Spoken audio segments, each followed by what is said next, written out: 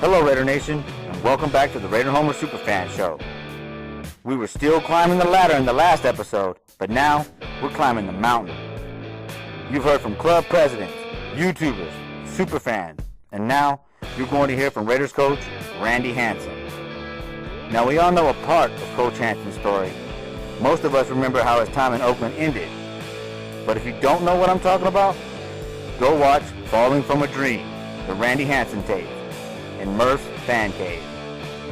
You can even hear more from Coach Hanson on Monster Mash Kim's podcast, East Coast Nation.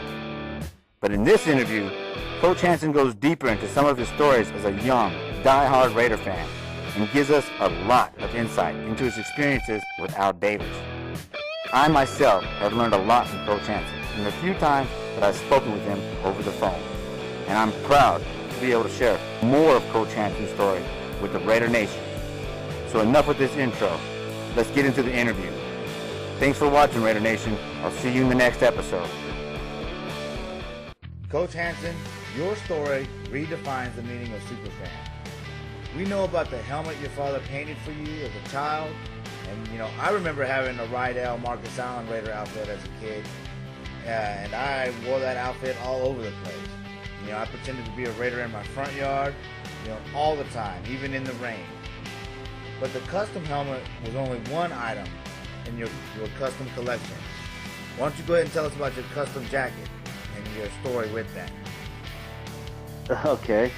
Yeah, growing up, I grew up in Seattle, Washington area, a little bit north of Seattle, and a humongous Raider fan.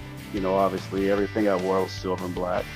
And I had this coat that was silver and black, but back in those days, the Seahawks were the team up there, and it was hard to find Raider stuff, to get a Raider jacket up there. So what we did was, my mom took a Raider patch from like a hat or something like that, a Raider logo, a patch, and she sewed it on my jacket. And so now I have me a Raider jacket to wear around. And this is, I'm back in junior high at this time. And it's a funny story with that is when I was in the 7th grade, it was 1980, and the Raiders were playing in Seattle on a Monday night game. And I'd been to every Raider Seahawk game ever played in the Kingdom up in Seattle at that time. It started going back to 77 was my first game ever watching the Raiders live. It was a preseason game. And anyway, so I was, I'd gone there and watched them playing 77, 78, 79. And now here I am in 1980. It was a Monday night game against the Seahawks. And by now I'd figured out after, the years of going there when the Raiders were showing up to the stadium, where their buses were going to be coming in. So I got out of school early that day, and me and my parents, they had tickets. And so we were waiting for the Raider buses to roll in. And the first bus that pulls up, there's Mr. Davis, Al Davis on the bus, and he gets off the bus, and he's with his wife.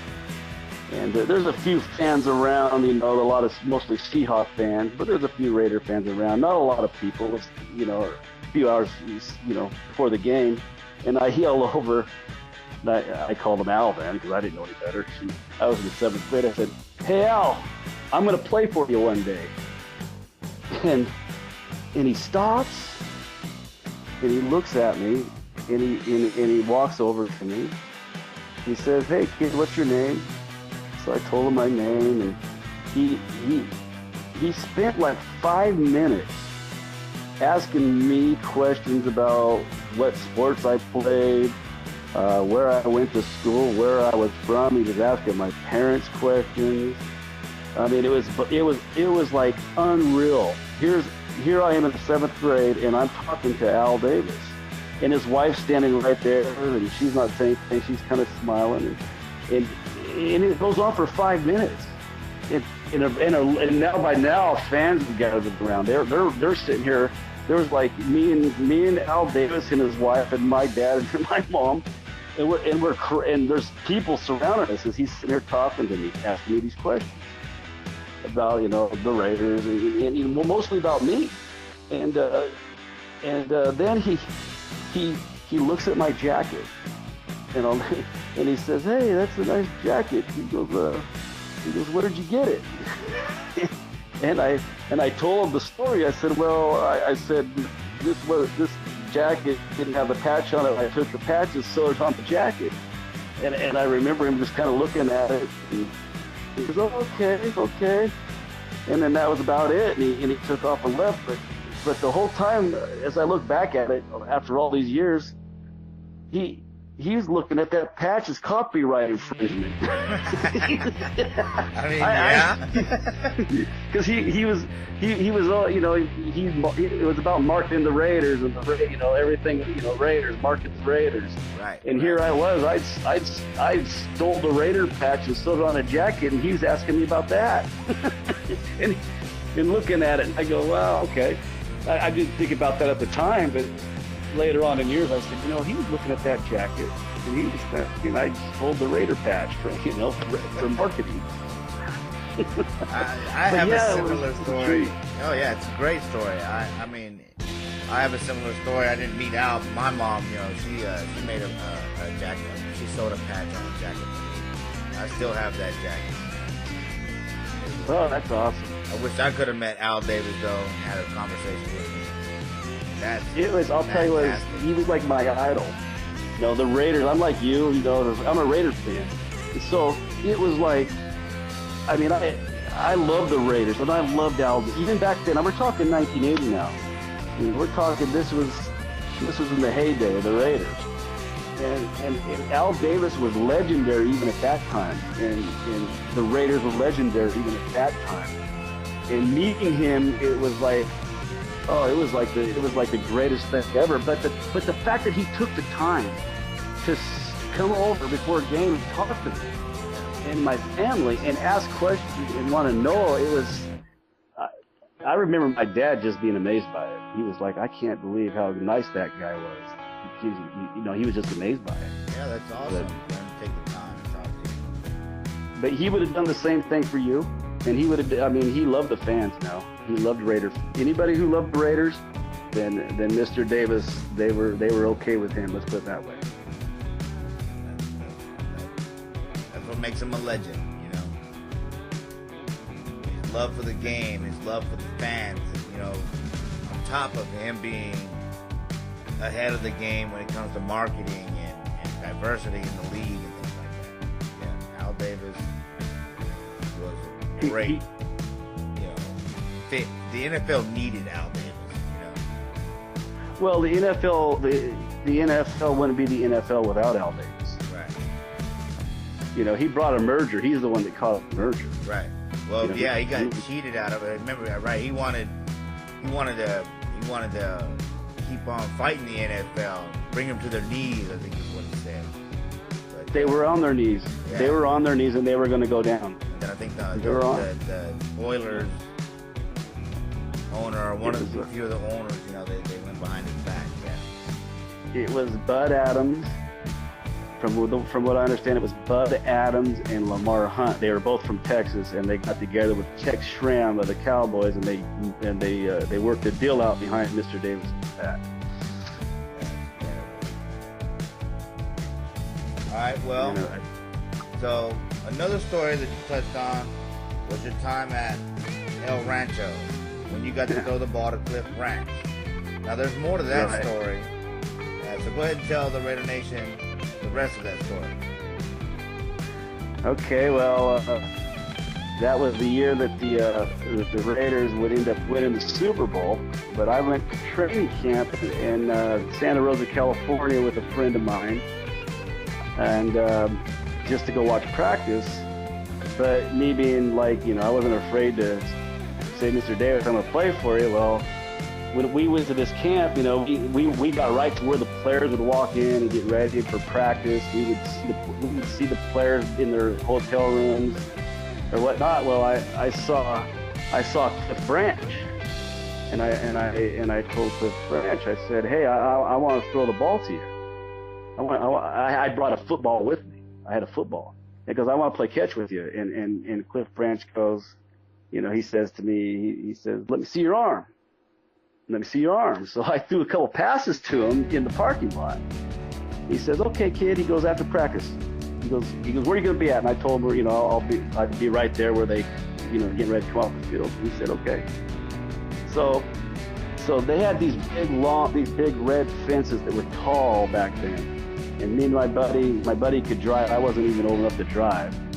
And he on his grandmother's pickup truck that had a canopy on it. And he backed the canopy up to the fence. We sat on top of the canopy to watch the Raiders practice. And I'll never forget, we're sitting up there and they finished practice. And Cliff Branch says, hey kid, he goes, come on down. he remembered from, after practice was over that I was there. And Mark Wilson was over there with him. And Mark Wilson always threw passes to Cliff Branch after they were done practicing, because they did some extra drills. And Cliff Branch sent Mark Wilson in and said, I got a guy to throw to me. The kid's going to throw to me. And so I sat there and threw passes to Cliff Branch for like 25 minutes. It was like almost a half an hour doing drills. I mean, he was turning his back, and he would say, he would put his hand up, and when he put his hand up, he'd say, throw the ball. So he'd have his back turned, he'd put a hand up, and I'd throw the ball. He'd turn around and catch it. And I'd throw like 10 of those to him. And then he would have me, he was doing all these different drills where he would tell me where to throw the ball, and he would, this went on for a while because he worked hard. I mean, I was out there throwing to him, and pretty soon, players, some players are watching, and you could overhear them talking and whatnot, saying, hey, the kid throws all right. So anyway, that day ends, and I go back the next day, and we park the canopy again. And I've already played with Cliff Branch, right? The day before. I don't have any. And the next thing you know, he's running around the field, right? And this is during practice, and he's jogging around the field, loosening up. And he looks over and he sees me sitting on the canopy. He goes, "Hey kid, you ready to go after practice again today?" I said, "Sure." So here we go. And so after practice is over, he takes me back out there, and he sends Mark Wilson back in again to the locker room. And so then it happens the third day. I went the third day, and the same thing. And so anyway, I was kind of a cocky little kid, and I told Mark Wilson, I said, hey, someday I'm going to beat you out. Yeah, that's nice, man. So I told him someday I'm going to beat you out. Well, anyway, so I was there for those 3 days at camp. And it was a great, a kid's dream. You're out there playing with your heroes, throwing. And so that year we're in Seattle. The Raiders come to play the Seahawks in Seattle, and of course here I am. I'm waiting for them. I know they come in now, and I know the whole drill. And I'm waiting on the bus, and I see Cliff Branch get off. I said, "Hey, Cliff," and he kind of looks at me. He's not sure who I am. I said, "I threw passes to you during training camp." He goes, "Oh, yeah, the kid with the arm." And he comes up, "How you doing?" He walks by, and then here comes Mark Wilson about, I don't know, a few guys later. Here's Mark Wilson. I said, hey, Mark, I'm going to beat you out someday. And he stops. He goes, "Where do I know you from?" He goes, "Where do I know you from?" I said, "Training camp." And he goes, "That's right, you're that kid." I said, "Yeah." Oh. It was funny, but it's crazy because here I end up coaching with the Raiders, and it was the week that Gene Lipshaw passed away. We were playing the Jets, and all these Raider players that played with Gene Lipshaw from the 60s, 70s, and the 80s came to our game. They had a memorial for him like the Saturday before. And then on that Sunday in pregame, I walked out on the field, and there was Marv Hubbard, and there was Kenny King, and there was Otis Sistrunk, and there were guys from Art Powell and Warren Wells, guys like heroes of mine when I'm growing up. Kenny Stabler, Jim Plunk. I mean, they're all there, because they all Daryl Monica, you name it, they're all there. and so is Mark Wilson. And I saw him, and I go, I wonder if this guy will remember who I am. And so I walked up to him on the sideline in pregame, and I said, hey, Mark, I introduced myself to him. I said, I coach with the Raiders. And I said, you may or may not remember. I said, but I was at training camp one year, and I told you I was going to beat you out. And then I told you that every year after that, every time you came to the Kingdom, I would yell. I mean, this went on for years. This wasn't just that one time. I did it every time I saw him. Hey, Mark, I'm going to beat you out. And he looked at me and he says, he goes, you're that kid? I said, yeah, this is me. And it was the crazy thing about it was, you know where Mark Wilson was living at the time? Right. In my hometown where I grew up. That's where he lives. He moved. It was crazy. I got to talking to him, but he remembered it. He remembered that, and he was shocked. He was shocked that I was there coaching. Now he remembered that because I just bugged him every single year. That's cool. That's a cool story. I mean, just throwing passes to Cliff Branch and then calling out the QB and telling him you're going to take a spot, you know, and then making it to become a coach for the Raiders and watching his jaw drop as he remembers you and as you tell him the story. You know, it's a fantastic story. Well, it's even, you know, in Cliff Branch, it was funny. I ran into him. You know, he was always there. All the Raiders. Here's the thing about the Raiders. They're a family. Yeah. The Raiders are. I mean, when I was coaching in Minnesota and in St. Louis, we had golf tournaments this summer. You know, fundraisers, whatever. And there would be, you know, Minnesota, a few players would make it back to these tournaments. In St. Louis, a few guys would make it, you know, because the Rams had moved from LA, so there wasn't a lot of guys. If you go to a Raider golf tournament or you go to a Raider function, they're all back. They're all at games all the time. They travel to games. You know, you go to a game in Miami and you'll see former Raider players on the sideline that live in Miami. They were invited to the game by Mr. Davis, you see. Yeah. So the players were always around. And Cliff Branch is one of those guys that was always around. And so I met him after I started coaching there, and I brought the story up to him, and he remembered it too. And he was jaw dropped. He was like, kid, I'm glad, you know, he was like, he's going, man, you made it. You made it. I said, well, I didn't make it as a player, but I'm here as a coach. You know. You made it though. That's making it. You became a Raider. It was in my blood. As I look at it, my life was the Raiders. That's everything revolved around the Raiders. I knew every player, where he went to college. I knew the roster. I knew details of. I mean, I remember every game. I never missed a game. My whole purpose in life was the Raiders. And but I'm not the only one. Right. I mean, look at the Raider Nation. Right. That's what I was gonna say. You know, the Raider Nation is heavy into the guy. I mean, we go to we throw parties, we dress up and show up and party together. You know, we travel well. We take over other stadiums. You know, other cities. You know, and all while we've been losing this whole time. There's no fan like a Raider fan. Yeah. No fan in all of sports, because you know, and my friends that I've grown up with were Raider fans. I know some diehards. I mean, diehard fans, right? And I used to go to a game. I'll never forget. I mean, me and Chris Graves, we grew up together. He's the one that went to training camp with me, by the way. As a kid, we grew up together, going to games together. And I'll never forget when I first started coaching with the Raiders, Graves, I gave him my tickets, right? So he was at every game that I coached at. And I'll never forget what he told me. He said, he goes, Hanson, it was the craziest thing ever. He goes, I'm at a Raider game and I look next to me and you're not there. You're on the field. Yeah, that's awesome. You know, so field. Coaching, I mean, you were coaching well too, you know. You knew Gruden after first down, right? You had figured his game plan out, right? I was when you're a Raider, it's called committed to excellence.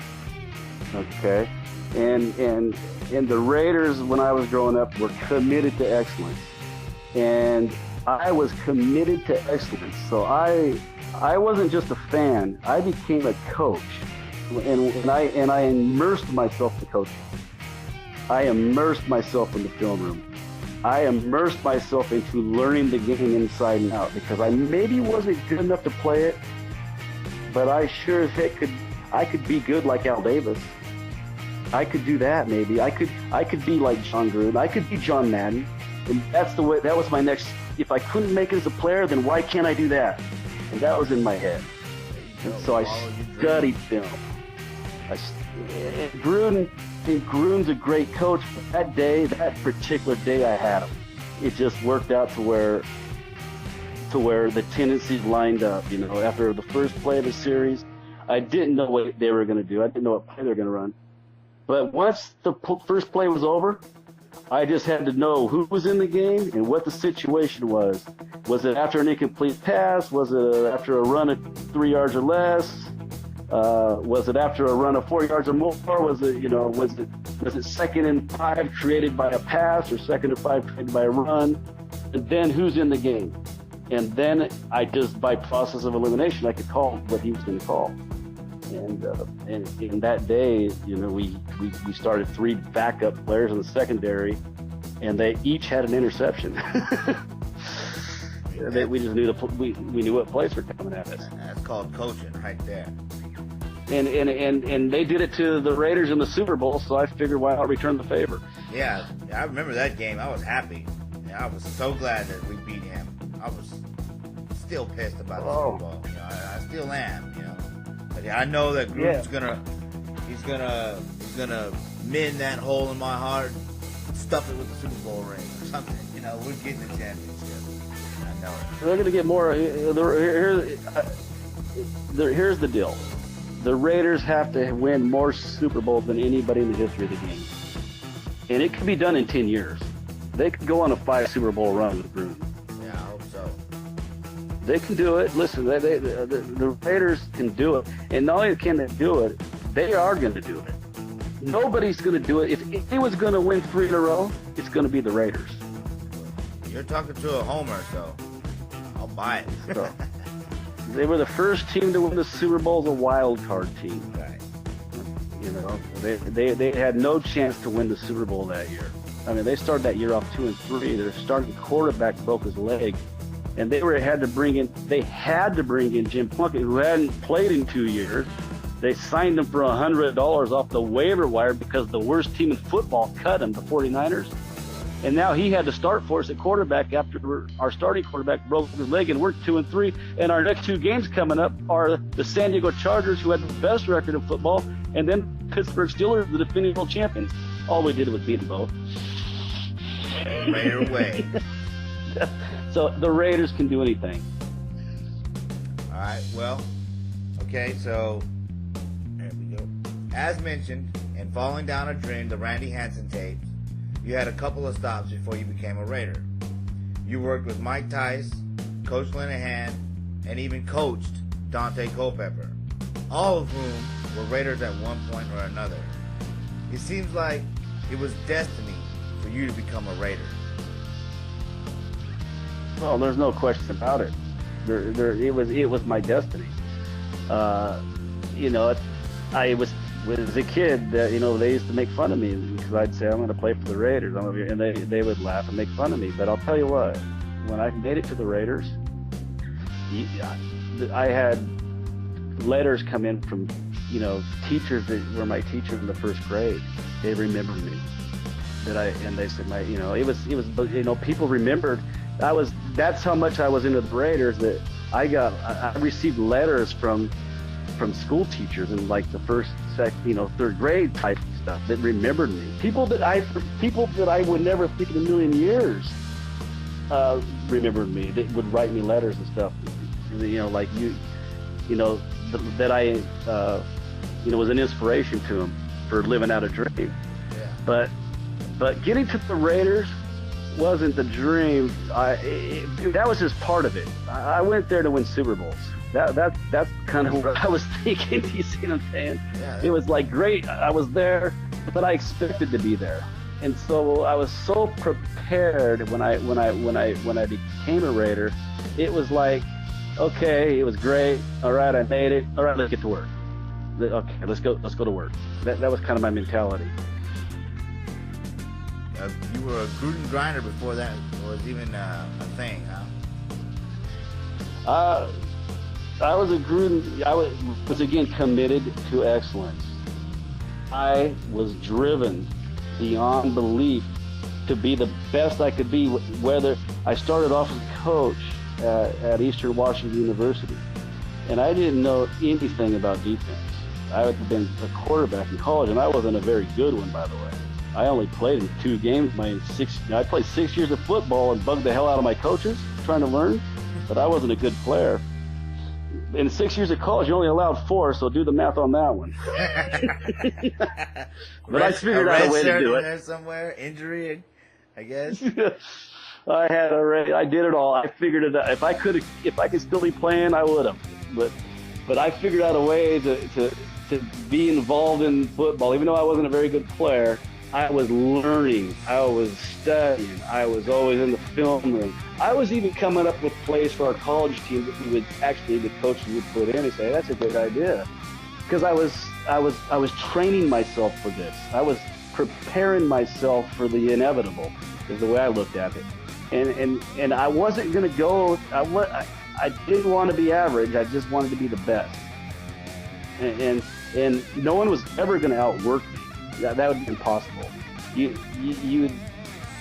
would have to stay up all night and not sleep, because that's how I was.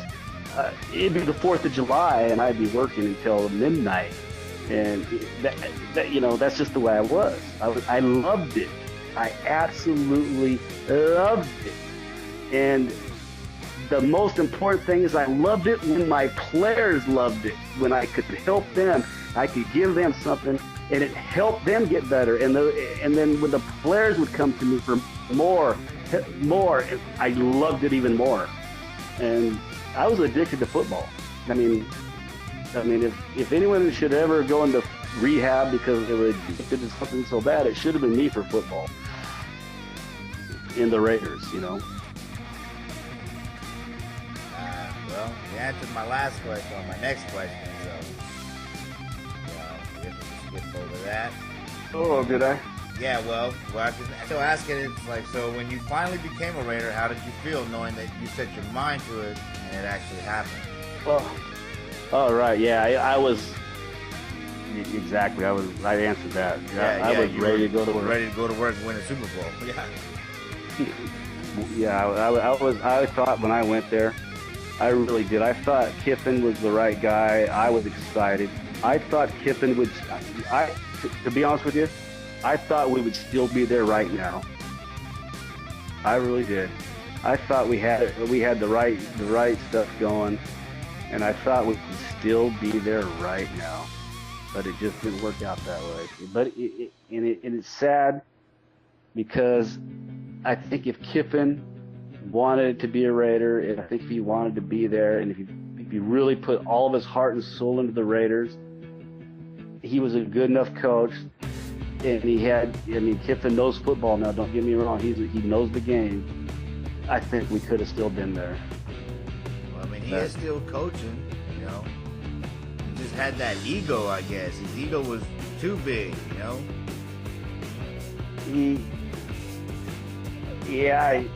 He just didn't want to be there. Here's what he did. He went to Oakland with this attitude.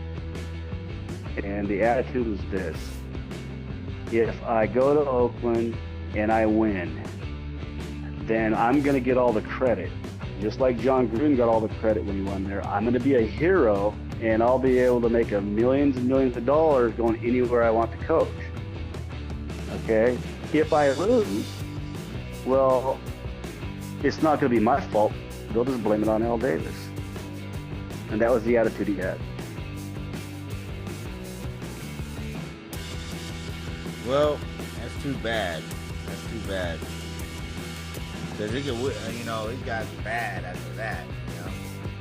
Yeah, it didn't have to be that way, but everything happens for a reason, I guess, and maybe maybe all the tough times that we all went through, and in the rough seasons we've had, it brought Gruden back, didn't it?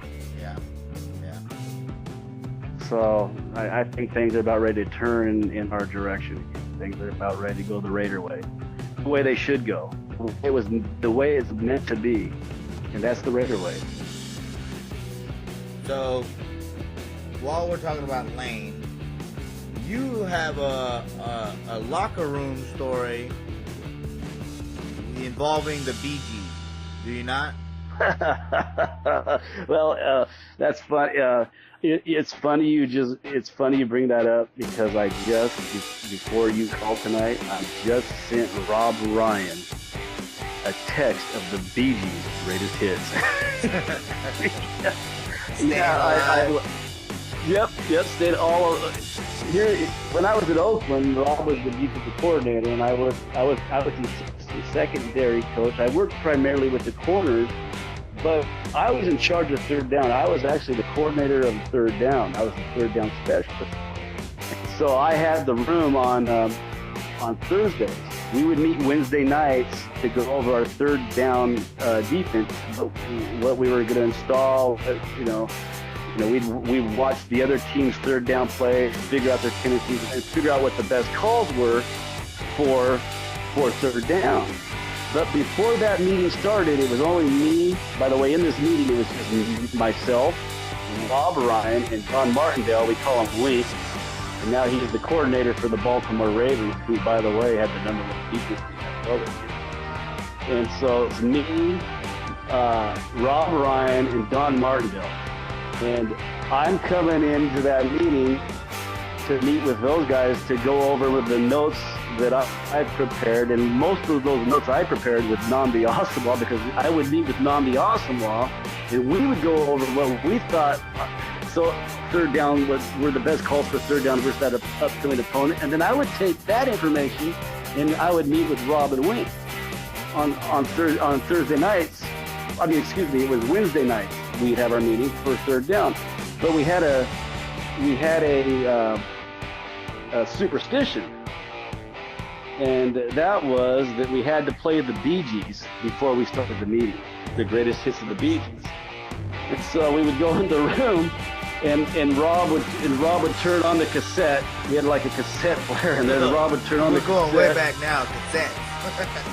Yeah, whatever it was, a CD or whatever. I can't remember if it was a CD or whatever it was, but it was a CD or whatever. But it was Bee Gees' greatest hit, and Rob would turn that on, and then me and the Rob and Week would go around the room dancing to the Bee Gees. And we did this every Wednesday before we started the meeting. And I'll never forget, we had the music up a little loud or whatever, and we're supposed to be in there, working, getting ready for third down, this and that. And we're dancing, and Lane opens the door, looks in, and we are, the three of us dancing. Are y'all supposed to be working? Yeah, we were, trust me, we were prepared. Yeah. We were pretty good on third down, and we had to. It was a way for us to like let off a little energy. It was more of a superstition, because we'd done it one week, and then we had a great game on third down that week, and we got to do now? We got to play the Bee Gees. And it just became. That was Rob Ryan. He was a great guy to work for, man, and a great coach. And Don Martindale, those guys were awesome coaches, hard workers, and I'll tell you what, Rob Ryan and Don Martindale, they know more football than I ever could imagine. Trust me, I learned a lot from those guys. So.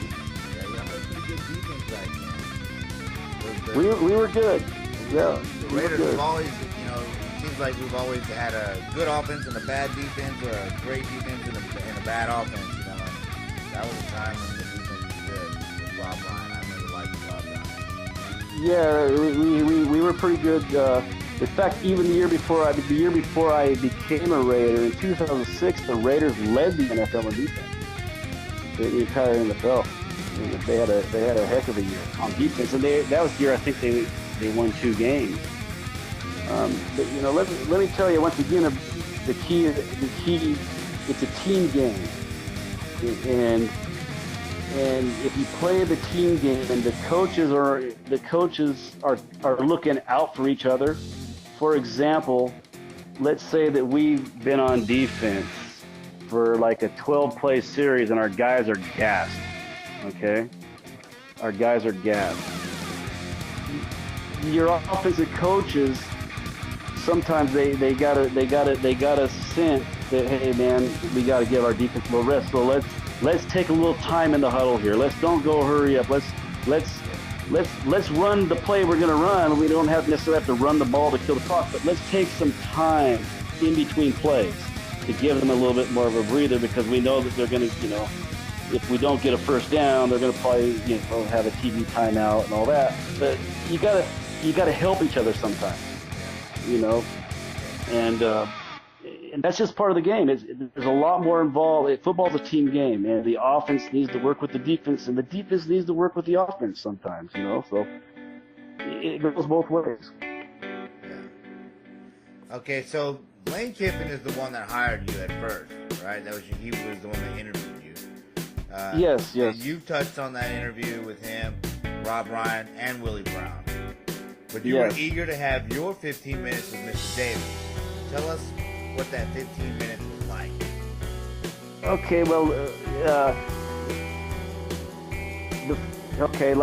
you got a little ahead of me here, but I'm going to explain it like this. When I went to the Raiders, I interviewed with Lane Kiffin, Rob Ryan, and then I never interviewed with Al Davis when I first interviewed. I didn't meet Al Davis until after I was hired. I would be in meetings in my first 2 seasons with the Raiders. We obviously were in meetings with Mr. Davis during the draft, and we had some meetings where he would want to come meet with the defensive staff. But I had never ever had a one-on-one meeting with Mr. Davis until after my second season with the Raiders, and that was after we had beaten Tampa Bay in that last game of the season, and Mr. Davis was meeting with all of the defensive coaches. At that time, he had a schedule. He'd meet with the offensive coaches one week, and then the next week with the defensive coaches.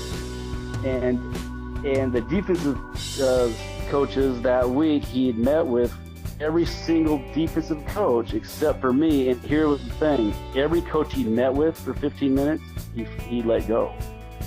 So he met with Rob and let Rob go.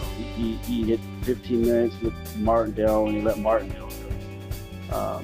Keith Millard, Don Johnson, Darren Perry, they all got let go. And I hadn't met with them yet, but I knew it didn't look good when I was going to go meet with them.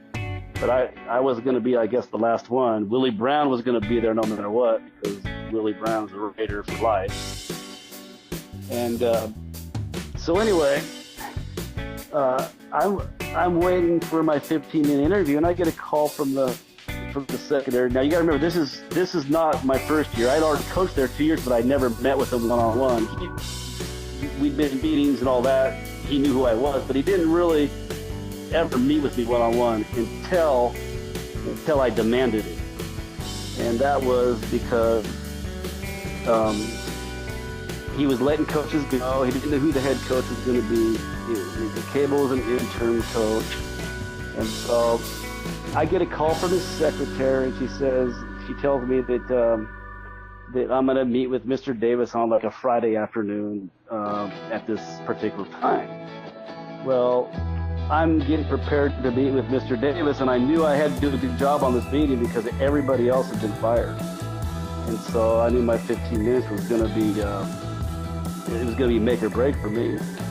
And I get a call from Mr. Davis on that Friday.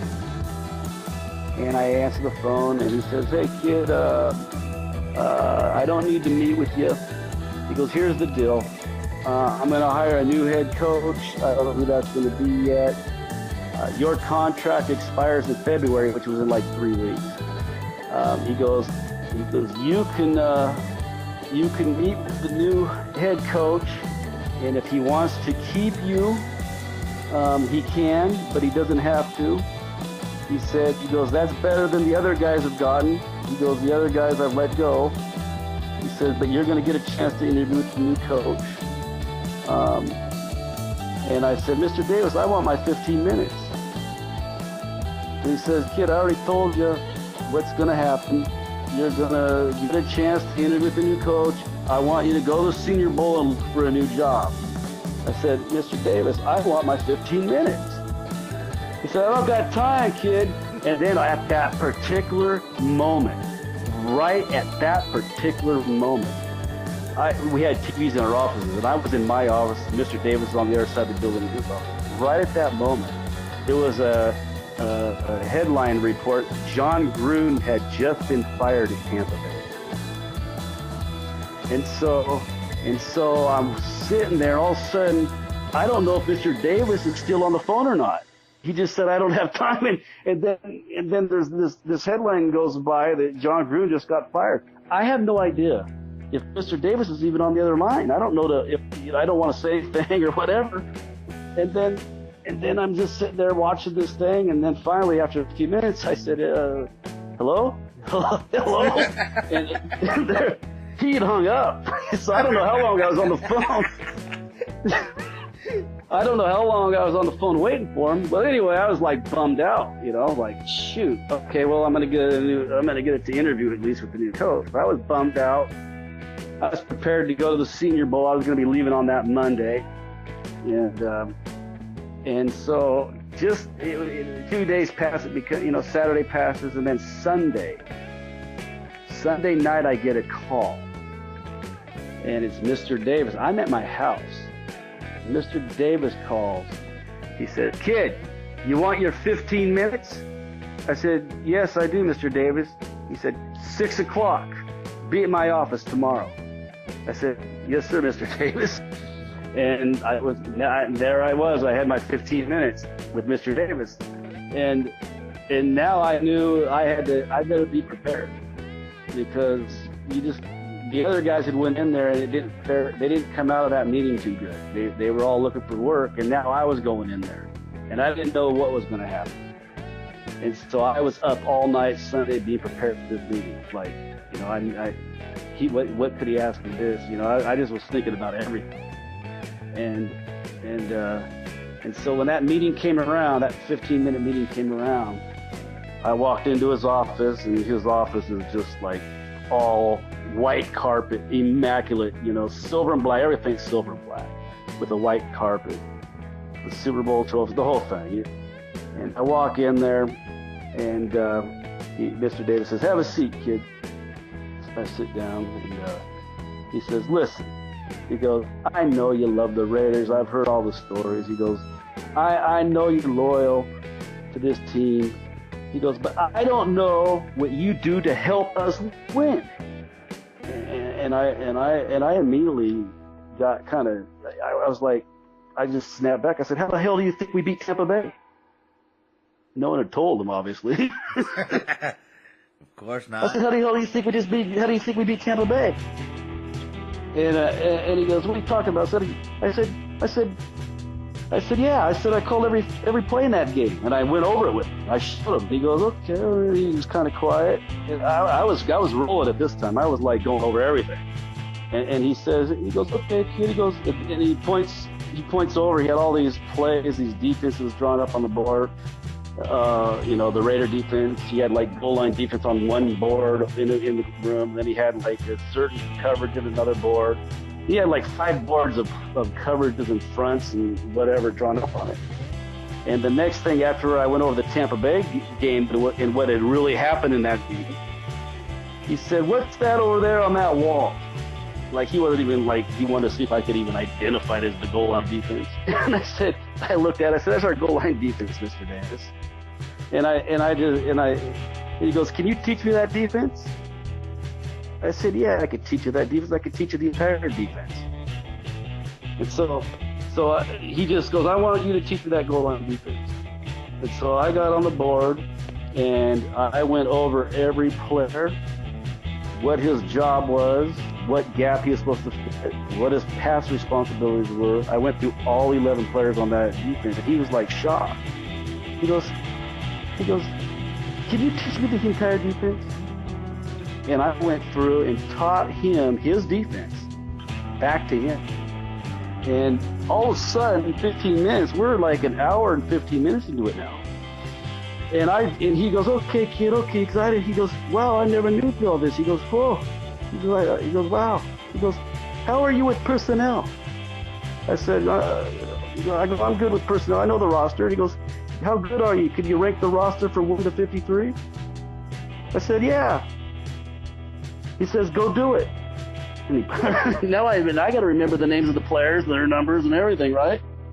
He gave me a sheet. He gave me I didn't have to do it like that. He actually handed me one of those things that you get in a program with of the roster, right? And so I go in there, and so I have to rank the roster from the best player on the team to the last player on the team. Okay. And so I go through the roster in exactly the order I put them. I remember distinctly that I had Janikowski and Leckler really high on that board, like 1 and 2, because they were like that valuable to us at that time. And as I finished that board, he goes, "You stole my notes, kid, didn't you?" I said, "No, I didn't." He goes, "You got my notes from somewhere." I said, "No, I didn't, Mr. Davis." I said, "This is how I see it." He goes, "Okay." Then he asked me about a couple players. He goes, "What do you think of this player?" He goes, and I won't get into the player's name or whatever. And I said, "He's expendable." And I said, "Because this player's better." He goes, "Okay." He goes, "Well, I didn't know any of this stuff." He goes, "I'm shocked."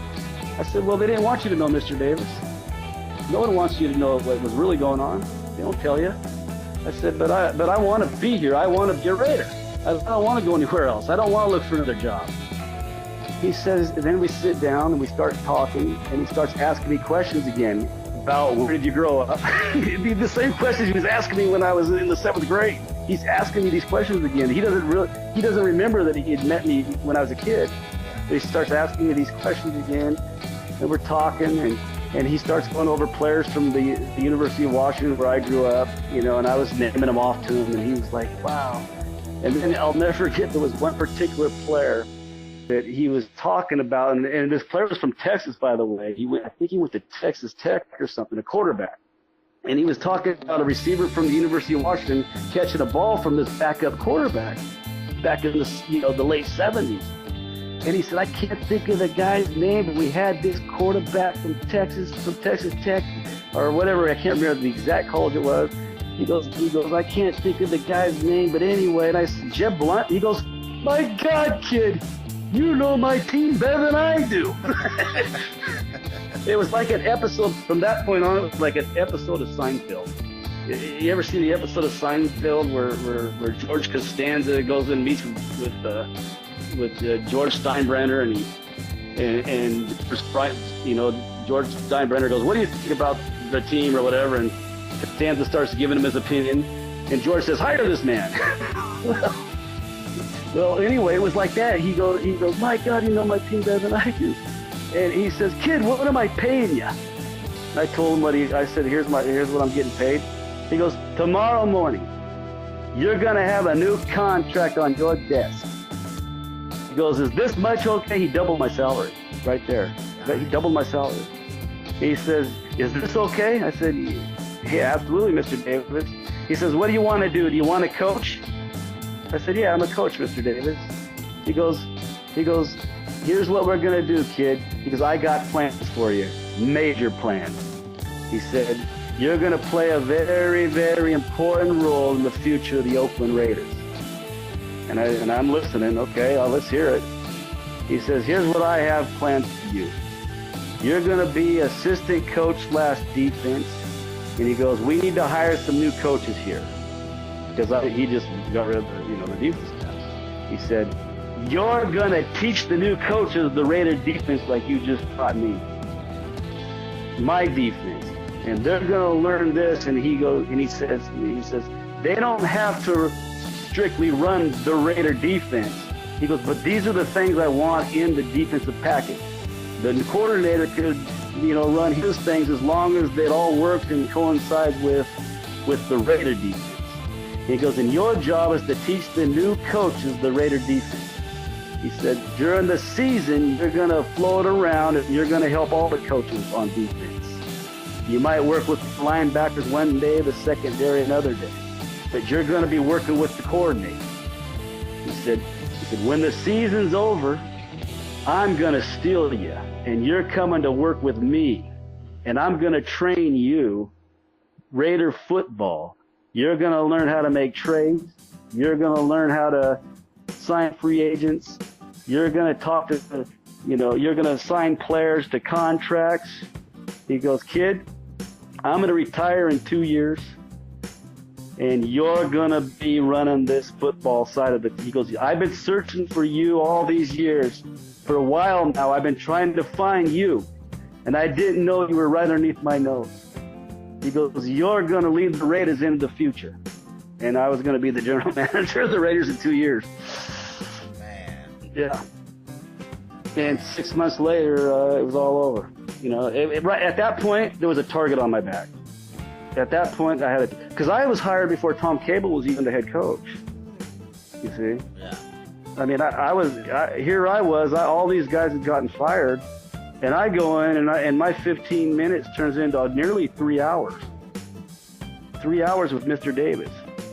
Nearly 3 hours. And here I am, all of a sudden, I'm the chosen one. There'd been scouts that have been there for years. I mean, there'd been people in that organization for years that wanted to take over, And here I was, and I was the anointed one all of a sudden. But people need to understand, it wasn't when I first got to the Raiders, and it wasn't my first 2 seasons. My 15-minute interview with Mr. Davis didn't occur until after the first 2 seasons, and we were getting ready to start a 3rd season. And from that point on, they say, well, he was a spy for Mr. Davis. This all. Everybody knew. Everybody knew that I was being trained to be the general manager of the team. I was no spy for nobody. I was the guy he had chosen to run to take over for him. And it just didn't get that far. I had a target on my back in that organization. I mean, I didn't see it at the time, but I became public enemy number 1 in the entire organization because I was the so-called golden child all of a sudden, and that's kind of how that all started right there with everything, going downhill. And, here it was, it was that greatest day of my life, the greatest day of my life. I'll never forget calling my dad. I said, you're not going to believe this. And I told my dad, and it was like, it was the greatest day of my life that I was going to be in training to be the general manager, and I was going to be coaching and working with Mr. Davis in the off season, getting to learn just the knowledge and all that. And then 6 months later, it was all over. And that was it. I mean, I can see, why Al would want to put you in a position like that, because, every time I talk to you, my football IQ goes up and my knowledge of the Raiders and Al Davis grows. It's no wonder Osmo Wall snuck his tablet out to a game plan with you after the incident. Your understanding. He tried to get me hired, yeah. Yeah, your understanding of the Raiders and the Raider way, and even Al's defense. Apparently, I mean that's awesome. That's awesome. I was trained. I grew up a Raider, right? So my vision had always been, I knew the Raider way. Even as a kid, it was, we're gonna play this type of defense. We're gonna throw the ball deep. We don't care if you know what we're doing, because we know what you're doing too. May the best man win. That was Al Davis's philosophy, and that was the philosophy I grew up with. Because everything I learned in football, I learned from the Raiders. My philosophy was Raiders. And so when you're talking about players, I understood I understood his thinking when we drafted Darius Hayward-Bay. I understood what he was thinking. He was looking for Cliff Branch because when the Raiders had Cliff Branch, they were unstoppable because teams had to always put 2 guys on him. And that opened up the running game because Cliff Branch never had to block anybody. He could just stand over there. He was going to block 2 guys just by standing on the field. Same thing with Randy Moss. In fact, when I was at Minnesota, people said Randy Moss, by the way, one of the hardest working players I ever coached. Randy Moss, when we were at Minnesota, we used to tell Randy, because we always had him going deep, we would say, Randy, we're going to run the ball on this play. Just go ahead. If you don't need to run. Just stand there. You're going to block 2 guys anyway. And we'd run the ball away. And people would say, oh, he takes plays off. We were telling him to take a break because we knew that he was going to block 2 guys just by standing out there. People don't know that, but that's true. And so that's what when we drafted Darius Hayward-Bay, that's what he was trying to get. He was trying to find that guy that could take the top off the coverage and force them to take a guy out of the box to put over the top so we could run the ball. And here, I'll never forget when Sanjay Law was our receiver coach. He's a great coach, by the way. He's coached with Dallas Dell, and I love Sanjay. But we were in OTAs like the Raiders are now, and Darius Hayward-Bay was out in practice, and we're teaching him all his routes and stuff. Well, anyway, we have a staff meeting after OT, during the OTAs, and Al Davis has a staff meeting with all the coaches, and he asked Sanjay Law about Darius Hayward-Bay, and Sanjay says, he's coming along, coach. We call him Mr. Davis because some guys call him coach, some guys call him Mr. Davis. He said, Mr. Davis, he doesn't run routes very good yet. And Mr. Davis slams his hand on the table. He goes, what the hell are you teaching him routes for? He goes, I didn't bring him in here to run routes. I want him running deep routes. He goes, I didn't bring him in here to run curl routes. Don't teach him routes. He goes, get him out there and have him running 9 routes and get the ball jugs machine if you don't have a quarterback and have him learn how to catch the deep ball. And I knew what he was thinking. I saw exactly what he was thinking about Cliff Branch. He was thinking about Randy Moss. He was thinking about taking 2 guys out of the picture on 1 guy so you could run the ball. That's how he thought, And I'll tell you what, he was right. He was right. Because Darius Hayward-Bay, if he would have been able to catch the deep ball and we threw the ball deep to him a couple times, you don't have to catch them all. Just catch 1 or 2. And you'll scare a defense enough to where you force him into cover 2. You get a guy out of the box, and now you could run the ball all day long. I would have loved this receiver. Wide receiver. Oh yes. I'll tell you what, Mr. Davis loved speed. There's no question about that. He loved speed. But here's the thing. He loved his players. And he didn't just love his players. He loved players. He loved all the players in the NFL. He especially loved his players. But he just loved players. Those Raider players were his babies, man. That was his family. I mean, it showed. Once a Raider, always. And you knew Al Davis's Raiders as well as Al Davis. You understood defense like the back of your hand. But you knew offenses around the league as well. We all know about the defensive play calling, the Gruden. But tell us how you shut down the much-hated Mike Shanahan. Okay, I was still on defense at that time, and so we were out. I was with the Raiders, and the Raiders couldn't, I'm like anybody. I wanted to beat Shanahan. I wanted to get a piece of his ass, and I got a piece of his ass when I was in Minnesota. We beat him, and we beat him when I was at St. Louis. But I was like, that Raider was still in, even though I was with those teams, I still wanted to get him. But when we played him in 2007. It was like the second game of the season. It was that game where Janikowski missed that long field goal, hit the upright at the end of the game, and the game went into overtime. We ended up losing. But that game, Shanahan came out with the same exact game plan that he had ran the year before against the Raiders, and the year before against the Raiders, and the year before against the Raiders. It went back 5 games. He ran the same game plan. And here's the thing about it, when he wasn't playing against when Shanahan's Broncos weren't playing the Raiders, they were coming out in normal formation. And they were, you saw those formations on tape, and so you break down 4 or 5 games getting ready to play Denver, but you're watching them against San Diego. You're watching them against Kansas City. You're watching them against the Philadelphia Eagles.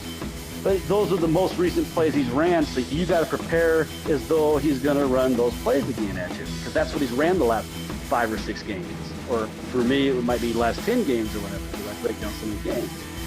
But what I did was, after that game was over, I went back and I watched it, and I said, God, that's the same exact game plan that he's been using for, I went back and looked again. I said, yeah, he's been using that game plan now for 5 games. And I looked at it, and I said, Rob, if we come out and play cover 2 against this guy, every play, they don't have a play they can run. And we looked at it, and this is when we're getting ready to play him the second time. After the first game we lost, but we're getting ready to play him the second time in Oakland. And I said, Rob, they don't have a play. He did not have a play he could run. I said, he has designed his offense. He has a special game plan just for the Raiders. And I said, let's watch all these games. And I made a cut-up tape, and I showed Rob. And Rob goes, my God, you're right. So he's got a game plan for the rest of the NFL, and he's got a special game plan for the Raiders. And what he was doing was he was bringing the receivers in tight. And because he knew the Raiders were always playing man-to-man coverage. And so he's bringing the receivers in tight inside the numbers and getting into bunch formations and stacking receivers so he could pick us when we were in man coverage and get us, rub routes and get guys wide open, and then run bootleg misdirections and get us, picked by receivers and stuff. And I said, if we play cover 2, he does not have a play. Not one play. And Mr. Davis hates cover 2. Okay? Hates cover 2. And Rob goes, yeah, Mr. Davis ain't gonna like that. I said, Rob, let's call cover 1, Raider cover 1, and if the receivers come out with normal splits, I said, let's play the Raider defense. I said, because that's what it's really for. I mean, we're our Raider defense think we're playing against a normal looking offense, right? He goes, yeah. And I said, but if the receivers line up inside the numbers, let's check the cover 2. I said, that way, Denver's telling us if we're playing cover 2 or not. We're calling cover 1. We're playing Raider 3 or Raider 1. But if Denver comes out and they line up one or both receivers inside the numbers, then our defense is going to yell, Nebraska, Nebraska, and they're going to be in cover 2. That was our check, Nebraska or Omaha. I can't remember which one. But it was one of those 2, and that meant we were checking to cover 2. Well, it just so happens that entire game, of course, Shanahan came out with the same exact game plan that I thought he would. And our players the whole game, we would call Raider 3 or Raider 1 in the huddle. And as soon as Denver would break the huddle and come to the line of scrimmage, our entire defense is yelling, Nebraska, Nebraska! And we were in cover 2. And Cutler had his worst game of his career. Denver couldn't do anything that day. We shut them down. I remember Fabian Washington had an interception. I mean, Denver couldn't move the ball on us. And we beat them in Oakland. Beat them pretty good. And after the game was over, Shanahan in the paper said we got out-coached. Even TCU City, because we weren't expecting the Raiders to play cover 2. And so, of course, Mr. Davis, he's happy we won, but he wants to know why. Okay, but he never found out why, because he didn't find out why we were playing two. He never knew until my 15-minute meeting, because we went over that too. Because he goes, "Are you the cover two guy?" And I said, "Mr. Davis." I said, "Mr. Davis, yeah." In my meeting, he goes, "Are you the cover two guy?" I said, "Mr. Davis, I am." I said, "There's a time and place for cover two." And he said, "Show me." And I showed him, and I drew up Denver's offense in that meeting too. That was part of it. And I showed him why we played cover two. I said, "Mr. Davis, teams play cover two to condense formations to get them in tight." I said, that's why teams play cover two, because they're trying to push everything. They're trying to push the formation and reroute the receivers inside to get them tight. So that's why I said they're already lining up for us that way. I said, so if we're playing cover two, I said, we can even condense them even tighter to where they have instead of them trying to pick us, we'll have them running into each other. And he kind of chuckled and he said, okay, I see. But yeah, and so I was able to explain to him, and I said, but you don't want to be in cover two versus these formations. And I said, Raider 3 and Raider 1 are better when teams come out like traditional formations do. I said, but if they come out like this, those teams are only doing that because it's the only way they can beat the Raider 3. They can't beat us when they line up normal. They have to come in close, get into bunches, and try to pick us. I said, let's just turn it around on them and make them run into each other and pick each other and convince them. And he thought that was okay then. He said, okay. So he was okay with cover two now. But no one else could explain that to him. No one, for whatever reason, ever took the time to tell him. I don't know why, but he never knew that until the 15-minute meeting, because I had never met with him about that. I just know that he wasn't happy with the cover. He was happy we won, but he didn't know the whole. Obviously, he never knew the whole story behind the cover two and why we were doing it. Well, it sounds like you had Al Davis's ear. We all know that he was stubborn and expected, you to know his philosophy and his defense. But what was Al like outside of his dominating football presence? He was Mr. Davis. Well, first of all, let me go back to having his ear real quick, and then I'll answer that question for a second. I never had his ear again like those first two seasons. I only had Mr. Davis's ear after that 15-minute meeting. And that's when I had his ear, okay? I didn't have his ear during 2007, 2008 seasons. I never had his ear. We never even, he would call me on the phone like he called any other coach. And he might ask a question about a player, or what were you guys doing on this player, or whatever. But most of the time when he called me, it was about a player. Hey, how's he doing in practice? This or that. It was mostly about a player. But it wasn't until after that 15-minute meeting to where you could say I had his ear. And then it was obvious, because when we were in staff meetings, if he had a football question, he would ask somebody else, or he'd ask somebody a question or whatever, and then he'd always end up asking me, "What do you think of that, Randy?" You see, and that made people not feel good, you know what I mean? Because it was obvious that at that point that he knew I knew football, and he was impressed with my football knowledge, and it made other coaches at that time maybe not, a little insecure, could you say? Maybe a little, jealous, maybe. I don't know. But I was never ever trying to make anybody look bad. I was all about the Raiders. And I loved the guys I worked with. I was friends with those guys, Tom Cable. And I was a team guy all the way.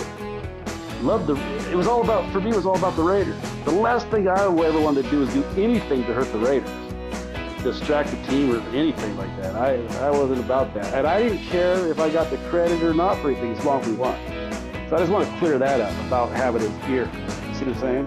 Does that make sense? Yeah. Okay, now about Mr. Davis. Okay, the thing that people, outside of football, he was a normal human being. Now, you got to understand, his life was the Raiders, okay? But he was still a human being. He had a great sense of humor. He could crack some jokes, some one-liners, and crack the room apart.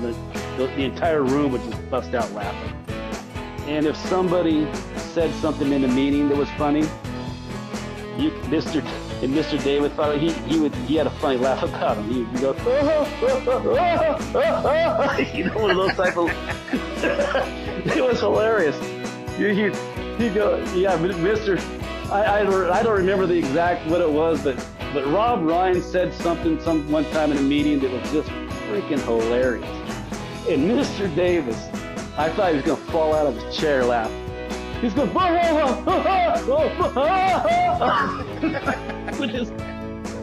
and then he would always have to top it.